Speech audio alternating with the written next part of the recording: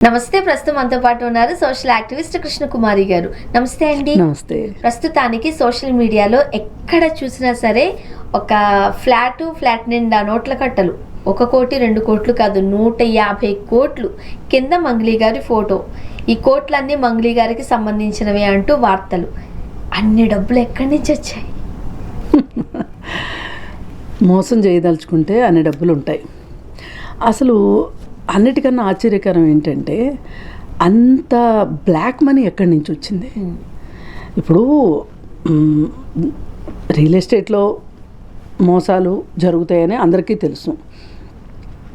అయితే వ్యాపారం అంతా మోసమేనా అంటే కాదని చెప్పగలను, ఎందుకంటే ఆ బిజినెస్ నాకు కూడా తెలుసు కాబట్టి. కాకపోతే కొంతమంది ఏంటంటే మోసం చేయాలనే ఉద్దేశంతోనే వ్యాపారం మొదలెట్టే వాళ్ళు కొంతమంది ఉంటారు. మధ్యలో కొన్ని అనుకోని అవాంతరాలు వచ్చి మోసం చేసేవాళ్ళు ఉంటారు. ఎలా జరిగినా కానీ మోసమే. అయితే ఇక్కడ ఈ మోసం ఎలా ఉందంటే ఇంత బ్లాక్ మనీ ఎలా వచ్చింది వీళ్ళకి అనేది ఒకటి. అసలు వీళ్ళు ఏ పద్ధతిలో కలెక్ట్ చేశారు ఇంత డబ్బుని అనేది ఖచ్చితంగా ఈరోజు ఆరా తీయవలసిన విషయం. ఇది సిసిఎస్కి వెళ్ళిపోతుంది. ఫైనాన్షియల్ ఫ్రాడ్కి సంబంధించి సీరియస్గానే ఉంటుంది. ఇదేమి అంత ఆషామాషి కేసు అయితే కాదు. ఇది ఈడీ ఇంటర్ఫియర్ అయితే కూడా ఆశ్చర్యపోనంత కేసు ఇది. అంత పెద్ద కేసు. 150 కోట్లు వైట్ అండి, ఇది బ్లాక్ అండి, మామూలు విషయం కాదు ఇది. అయితే మనం రాజకీయ నాయకుల దగ్గర కదా, అవును, వాళ్ళ దగ్గర చూస్తూ ఉంటాం. అంటే సింగర్స్ అంటే మహా అన్ని డబ్బులు వచ్చేస్తాయండి. అదే కదా, వాళ్ళ దగ్గర 150 కోట్లు అనేది చిన్న మాట కాదు. సరే, ఇప్పుడు అసలు ఈ 150 కోట్లు ఉన్నాయి అని పోలీసులు నిర్ధారించారా లేదా అనేది కూడా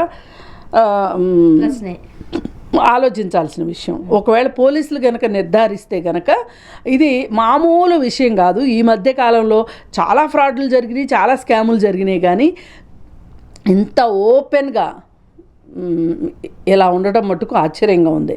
సరే, వివరాల్లోకి వెళ్తే ఇప్పుడు సింగర్ మంగ్లీ ఒక రకంగా చిన్న స్థాయి నుంచి తన గొంతు ద్వారా ఒక పెద్ద స్థాయికి వెళ్ళింది.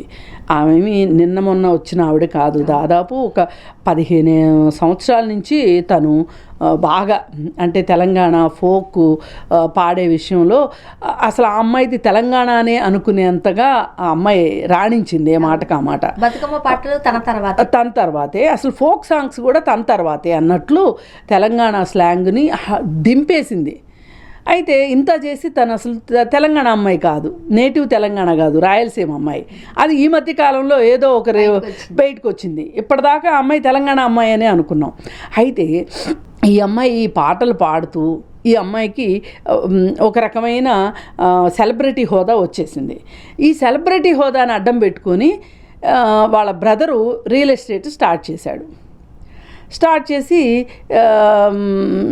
ఇది అతి తక్కువ కాలంలో ఇంత డబ్బు అక్కడ వచ్చి చేరింది అంటే వీళ్ళు చాలా ప్లాన్డ్గా మోసం చేయడానికే దిగారు. ఇప్పుడు చేస్తూ ఉంటే అనుకోకుండా మోసం చేయటం వేరు. అదేది ఆ సినిమా నాకు బాగా, జెంట్ల్మెన్ సినిమాలో ఒక కుర్రాడు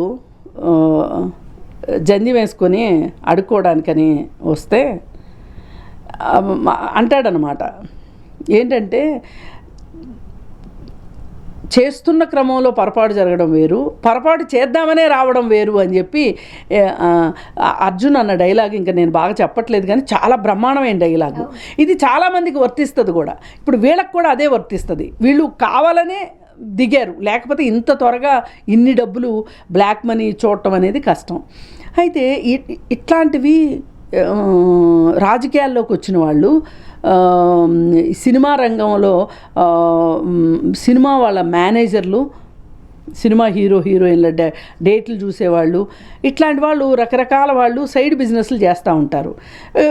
ఇట్లాంటి వాళ్ళే మంగ్లీ లాంటి బ్రదర్ లాంటి వాళ్ళేమో ఓన్ బిజినెసే స్టార్ట్ చేస్తారు.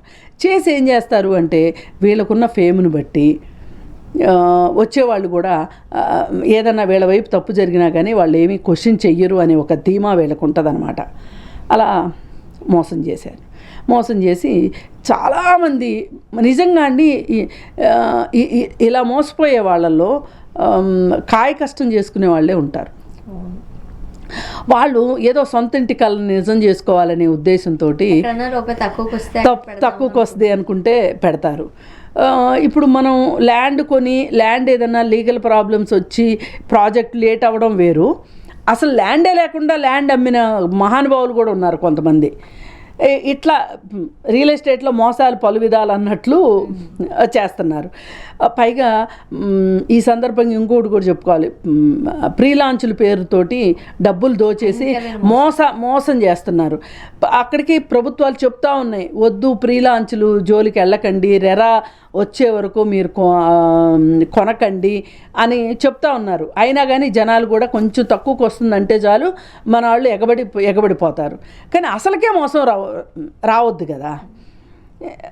ఈ కేసు ఇలా జరిగింది. ఇప్పుడు ఈ కేసులో వాళ్ళకి శిక్షలు ఎప్పుడు పడతాయో తెలియదు, కానీ ఎవరెవరైతే డబ్బులు ఇచ్చారో ఇప్పుడు డబ్బు కూడా దొరికింది కాబట్టి నాకు అర్థమైనంతలో డబ్బు అయితే వాళ్ళకి వీళ్ళు కొన్ని విలాసాలు చేయగా ఇంకొన్ని వేరే ప్రాపర్టీస్ కొన్ని వేరే వాళ్ళ పేరు మీద బినామీల పేరు మీద చెయ్యగా ఫైనల్కి మట్టుకు ఎంతో కొంత ఇప్పుడు 10 లక్షలు ఇచ్చారనుకోండి వీళ్ళకి అనుకుందాం, సపోజు 5 లక్షలు 6 లక్షలు అయితే మట్టుకు వాళ్ళకి వచ్చే అవకాశం ఉంది.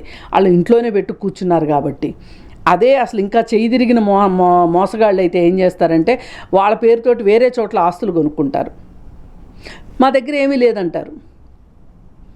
ఒకప్పుడు సినిమా యాక్టరు రోజా సినిమా యాక్టర్ అయిపోయిన తర్వాత రాజకీయాల్లోకి వెళ్ళిన తర్వాత కూడా వాళ్ళ బ్రదర్ కూడా ఇట్లాగే రియల్ ఎస్టేట్ చేసి మోసాలు చేశారు అని చెప్పి వచ్చింది.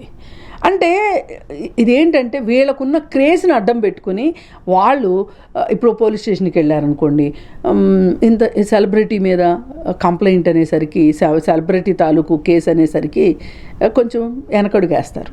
అందుకని వీళ్ళు కూడా ఎవరు ఈ డబ్బులు ఇచ్చిన వాళ్ళు కూడా కొంచెం కేసులు పెట్టాలి అంటే వెనక ముందు ఆలోచిస్తారు.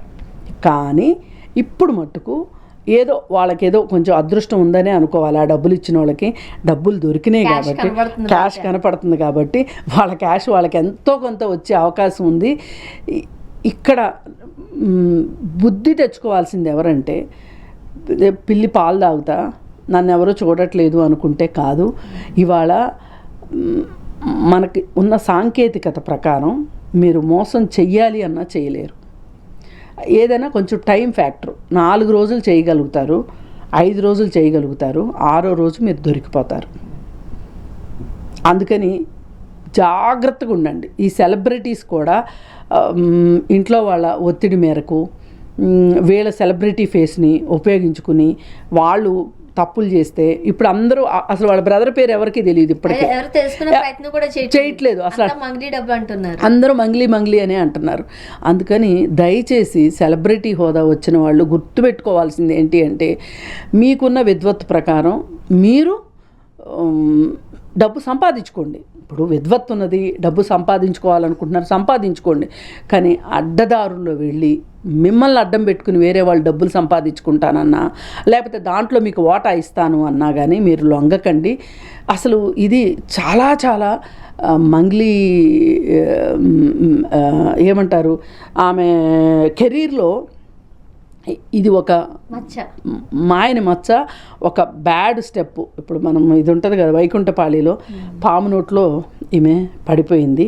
అందుకని ఇట్లాంటి వివాదాల జోలికి వెళ్ళకోకుండా సెలబ్రిటీస్ జాగ్రత్త పడాలి అని చెప్పి ఇదొకటి.